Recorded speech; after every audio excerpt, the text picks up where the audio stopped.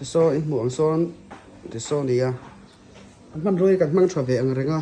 bo ta hian real touch kan manga laminate and acrylic series kan manga chuanin a chung lampang pui kan bel vek ani ta chumi chung lampanga chuanin crystal series kan mang thung ani a that khat dewa kan bot hu theile kan material ne kan laminate hu the chuanin aman tober ani veri ni chuanin tlai hianin hei glass ti hian glass aron om pheita ti hian kimi glass profile a hianin hetis company German thau kan manga ti chuanin heta hianin hei handle aron king sa vek ti hian ta hianin topza hianin ano soft close chu ani thawa ma se ama ni hi German product thau per khat sari ma ni ta ma hi a smooth em ma ten ange a khong velo ni ari bur velawa chuan ta in jawara hianin tandem box glass kan manga hian a bang vel to pe ten glass ani ta amoi na thabi em ma nge munwo mani chuan ma pu hi smooth ve pa nga ya tin chunia chuanin ta hianin ei bottle pull out ta po hianin khati thau glass thau khania ei du dan da na resize te du le ti lai the du le ti te thia ti khani me ya azo tok tura adjust khani me ni son time chimney paper 75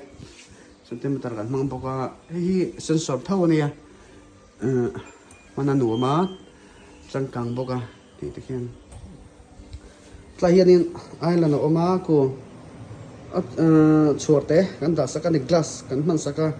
joina ma hian nei profile light kan voi profile light pa ngai ni lawa running light tania ei chok thar ve do chok thar ania mizoram ma chunin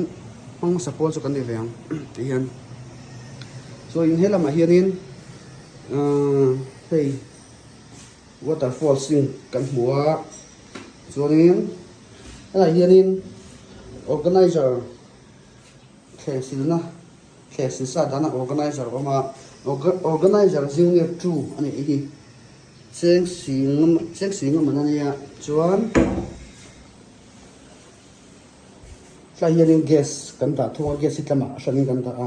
solama khan chawka lama cabinet gas lama khan kan pass phei thawa hianin thak vela olsamin hilai cabinet space heklu tuk tur kha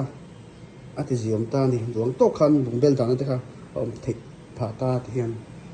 aji thian mei island khan nia he ta hianin ta hian dustbin no oma chuan he ta hianin bufai dana kan da kg soma te doktor kan ngai ni hianin to en chiang leila ta la kan hi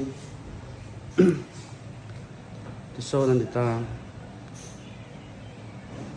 en dila hianin si gola nuela mai si gola kan manga chungna ma ji profile glass ero chu glass profile khan rong keng tel etich khan chorin hela ba hianin tan pantry kan dale boga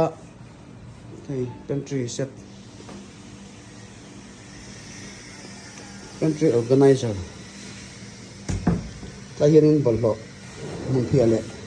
mun phia vel ta na to kan siat sakani ta hian mun phia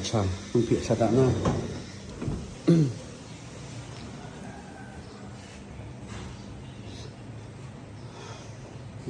thế xong khan đi